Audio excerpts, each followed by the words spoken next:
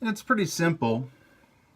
It's a little something called outrage culture, which is part of a selection of modern religions. So, oh, and by the way, we're going to do a little bit of a format change. I'm going to be reading some of the tweets from my laptop, which is down there. And also down there is the comments section, so please leave me a comment about some of the content we're going over here. Positive, negative, kind of neutral, doesn't matter. I want to hear from you. And please like and subscribe. That's what they tell you to do, right? In the YouTube for Dummies. Like and subscribe. All right. So outrage culture is a modern religion. What do I mean by that?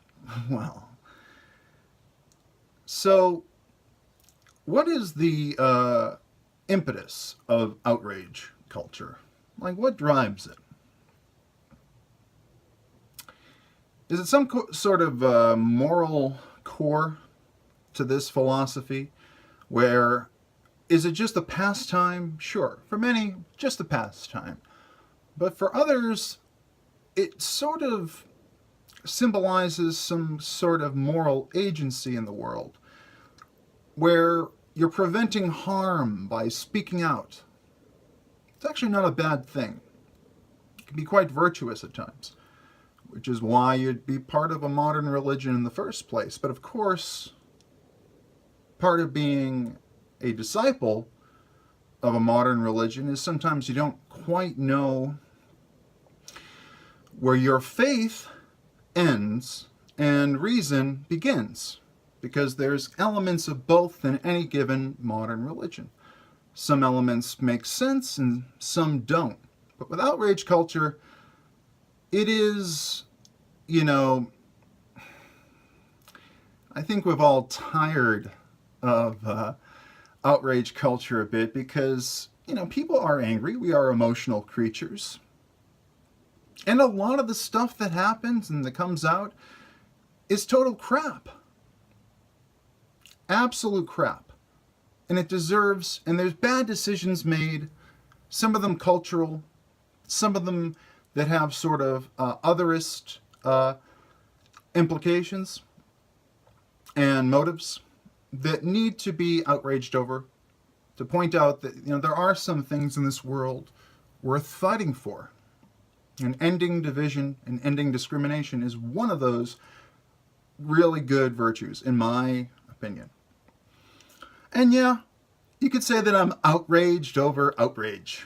Okay, well, it's outrage all the way down. All the way down to the comments section where you can post your outrage. So please post your outrage below. But, I see it more, you can look at something that's an outrage phenomenon, some kind of moral panic, and you can comment on it, and it doesn't have to be necessarily taking a side.